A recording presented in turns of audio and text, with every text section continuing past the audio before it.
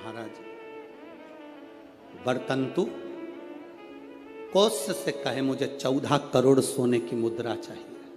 गुरु परीक्षा लेता है। गुरु परीक्षा की घड़ी में ऐसा सामने आता है कि परीक्षा लेने के लिए तत्पर।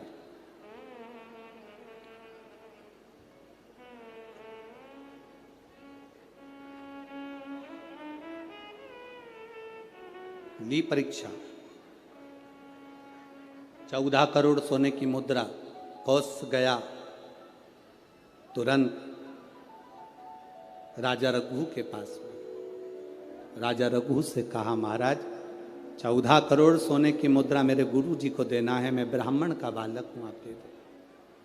राजा रघु ने कहा 14 करोड़ सोने की मुद्रा देने के लिए मना नहीं, पर मैंने अभी यज्ञ करा था, उस यज्ञ में मैंने सोने की मुद्रा सब संतों को ब्राह्मण जन को बांटी है। मेरे पास में इतनी मुद्रा नहीं, थोड़ी बहुत निकल जाएगी, 1 करोड़ दे दूंगा, 14 करोड़ कहाँ से लाऊं।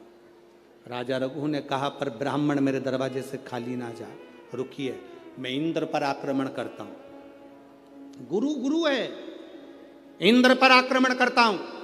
राजा रघु ने इंद्र पर सेना तैयार कर कर आक्रमण करना प्रारंभ करा।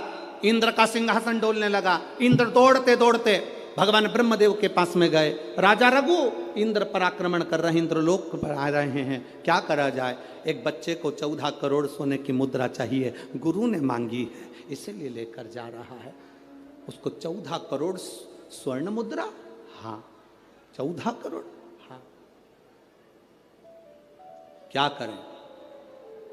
इंद्र से कहा राजा रघु यहां पर आए स्वर्ण मुद्रा लेने के लिए, आप कुबेर को बुलाओ और कुबेर से कहो कि तू जाकर 14 करोड़ सोने की मुद्रा दे दे।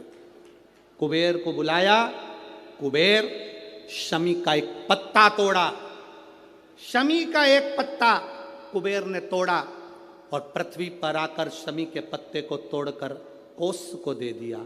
कौत्स ये शमी का पत्ता ले। कौत्स ने कहा मुझे 14 करोड़ स्वर्ण मुद्रा चाहिए, ये पत्ते का क्या करूंगा। 14 करोड़ मुझे स्वर्ण मुद्रा चाहिए, इस पत्ते का क्या करूंगा। तब कुबेर ने जो पत्ता दिया और कौत्स से कहा कि यह बर्तन तू महर्षि को ले जाकर दे देना, वो महर्षि समझ जाएंगे इस पत्ते में क्या है। बर्तन तू महर्षि के पास में एक शमी का पत्ता ले जाकर कौत्स ने दिया। कौत्स ने जैसे ही दिया, बर्तंतु ने उस पत्ते को अपने सिर से लगा लिया और जान गया ये मेरे महादेव का शमी का पत्र है। एक पत्ते में 14 करोड़ सोने की मुद्रा का फल होता है। 14 करोड़ सोने की मुद्रा का फल एक शमी के पत्ते में होता है। तुरंत बर्तंतु महर्षि ने शंकर की आराधना कर कर शिव जी से हाथ जोड़कर प्रार्थना करी, बाबा प्रकट हो। देवादिदेव महादेव प्रकट होकर कहते हैं बर्तंतु मांगो तुम्हें क्या चाहिए। बर्तंतु कहते हैं बाबा शरदीय नवरात्रि पूर्ण होने पर जो विजयदशमी आए, उस दशमी के दिन जो एक शमी का पत्र भूलवश भी महादेव को समर्पित कर दे, उसकी जिंदगी में कभी संपदा की कमी ना आए। एक शमी का पत्र, एक शमी का पत्ता 14 करोड़ सोने की मुद्रा से प्रबल हो जाता है। एक शमी का पत्र। आज भी कई जगह पर विजयदशमी के दिन, कई स्थानों पर विजयदशमी के दिन शमी के पत्ते का लेन देन होता है। शमी के यहाँ होता है कि नहीं होता हमको स्मरण नहीं है, महाराष्ट्र में तो, पर कई जगह पर होता है। यहाँ पर भी शमी का जो पत्र होता है विजयदशमी के दिन लोग देकर उसको प्रणाम करते हैं, माता पिता को नमन करते हैं।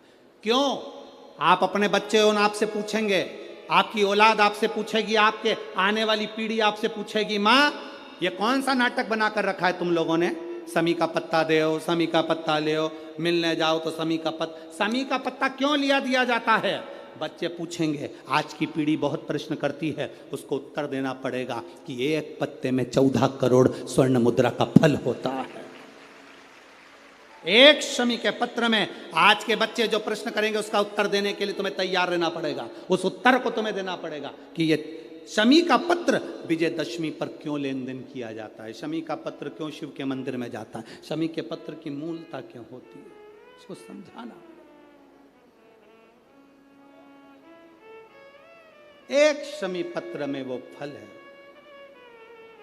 और केवल यही नहीं, शमी के वृक्ष के नीचे, बेलपत्री के वृक्ष के नीचे अगर भूल से भी बच्चा, बूढ़ा, कोई व्यक्ति एक पार्थिव शिवलिंग का निर्माण कर लेता है, भूलवश भी उस पे जल समर्पित कर देता है, भूलवश भी उसके भाव से पुष्प या शमी पत्र या बेलपत्र भी चढ़ा देता है, तो वो इस संसार में कहीं ना कहीं सुख भोगता ही है, उसके जीवन में दुख नहीं। शमी पत्र की मूलता का